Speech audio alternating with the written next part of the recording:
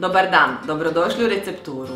Nastavljamo s prijedlozima za vrhunske blagdanske slastice, a danas je na redu jedna od najboljih, ukusni londoneri. Ovo je klasični božićni kolačić, no možete ga lako spremiti i za bilo koju drugu prigodu. Kombinacija čokoladastog nadjeva i sloja marmelade, a sve sa ukusnim prhkim tijestom i nasjeckanim orasima, savršeno se slaže u svakom zalogaju. Pogledajte naš video recept i napravite ove ukusne kolačiće. Za tijesto trebamo maslac, šećer, jaja, brašno, sol, prašak za pecivo i vrhnje. U posudu za miješanje stavit ću brašno, dodat ću narezani maslac i to ručno izmiješati. Dobro sve izmiješajte dok ne dobijete mrvičasto tijesto. Kad ste dobili jednoličnu smjesu, unutra ubacite šećer. I to opet promiješajte. Jednostavno gnječite tijesto, evo ovako. Zatim ću u smjesu dodati prašak za pecivo i njega povezati sa smjesom. Ovo ide relativno brzo, evo ga. Dodat ću malo soli, jer na taj način se poboljša ukus samog tijesta. Vrijeme je za žumanjke. Bjelanjke stavite u posudu za miksanje, oni će nam kasnije trebati za izradu nadjeva.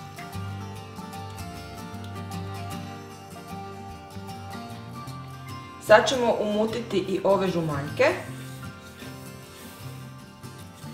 Oni će lijepo povezati ovo tijesto. U tijesto ću još dodati vrhnje. Tijesto postaje sve kompaktnije, nije više toliko mrvičasto. Nakon miješanja od par minuta dobije se ovako glatko tijesto koje onda ide u frižider na pola sata da se slegne. Stavit ću ga u prozirnu vrećicu da se ne osuši i ide na hlađenje u frižider. Za nadjev trebamo samljevene orahe, šećer, koricu limuna, tamnu čokoladu, vanilin šećer, marmeladu od marelica te orahe za posipavanje. Također ću koristiti i bjelanjke koji su ostali nakon izrade tijesta. Dok tijesto odmara, napravit ću nadjev. Prvo ću napraviti snijeg od bjelanjaka.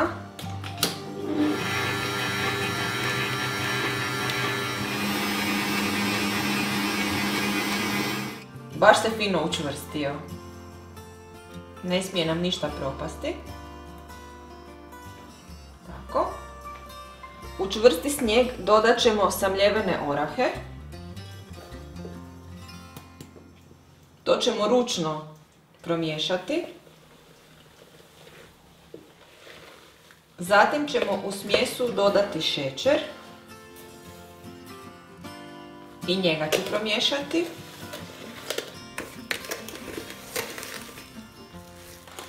Kad ste ovu smjesu dobro izmiješali, u nju ćemo naribati koricu od limuna. Limunova korica daće finu aromu našim londonerima.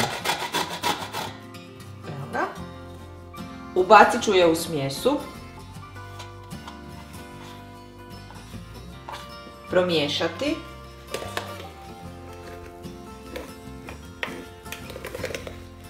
U smjesu još treba dodati čokoladu.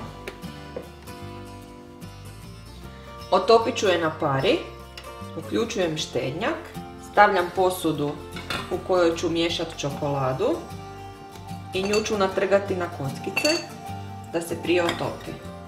Čekamo da voda zavrije. Čokolada se počela otapati, miješajte, još malo pa je gotovo. Isključit ću štednjak. Čokolada se otopila. Maknut ću je sa ove posude i još malo promiješati. Pustit ćemo je manje od minute da se samo malo rashladi. Ubacit ću vanilin šećer u smjesu, promiješati, a zatim rastopljenu čokoladu. Čokolada nije dominantan sastojak u ovom receptu, ali će dati svoju finu notu našim londonerima. Evo ga, ova smjesa je spremna.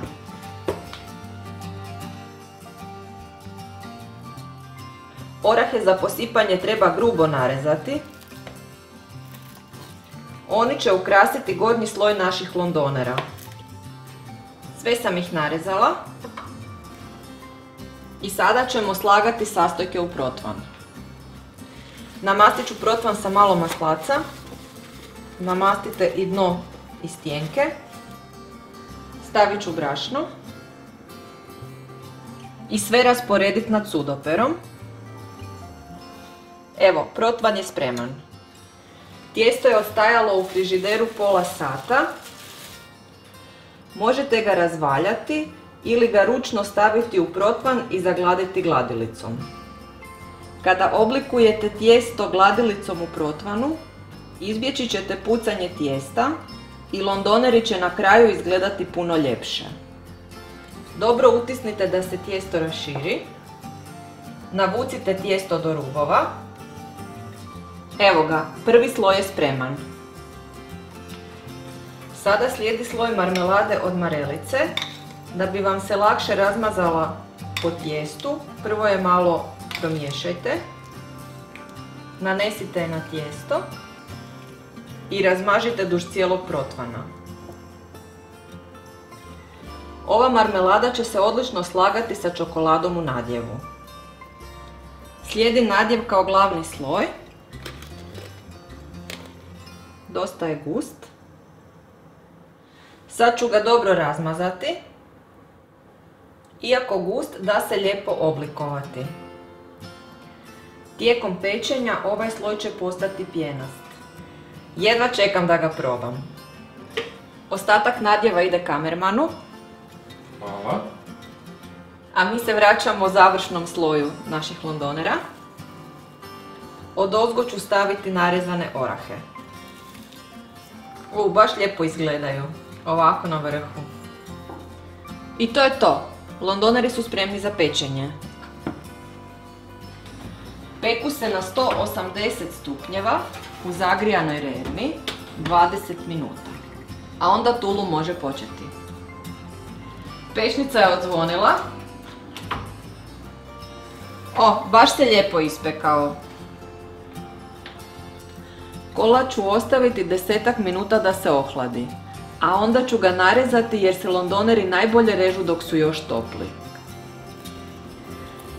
Londoneri se režu na manje komadiće, budući da se ovi fini kolačići jedu prstima.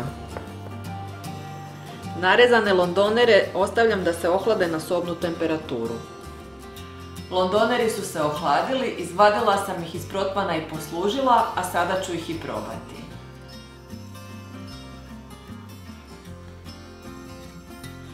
Stvarno su odlični, a imaju i mali bonus jer me ovi fini kolačići uvijek vrate u djetinjstvo. Ova prekrasna slastica starinskog kova jedan je od najboljih kolača koje uopće možete spremiti u predstojeće blagdanske dane. Fino prhko tijesto, sloj marmelade, ukusni nadjev s čokoladastim okusom te orasi kao završni sloj i efektan ukras, sve to londonere čini iznimnim kolačićem. Sada kad ste vidjeli naš recept, svakako ih i sami napravite i oduševite svoje najdraže. Ako su vam se svidjeli ovi fini londoneri, lajkajte nas, šerajte i besplatno se prijavite na YouTube kanal Recepture kako bi vam i dalje stizali naši fini recepti. Ovaj i ostale recepte iz naše kuhinje potražite na web stranici receptura.com. Bye! Jesu dobre? Savršeni. Ti ćeš cijeli svoj recept? Mhm.